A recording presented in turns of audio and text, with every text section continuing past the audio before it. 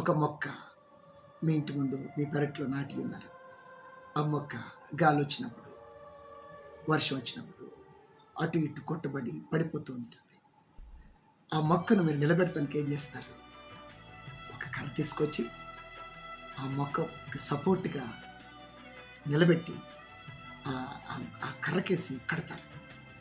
పడిపోతున్న శోధనల చేత, గాలి చేత, తుఫాను చేత అటు ఇటు కొట్టబడుతూ పడిపోతున్నటువంటి ఆ మొక్క ఆ కర్ర సహాయంతో, కర్ర సపోర్ట్తో నిలబడగలుగుతుంది.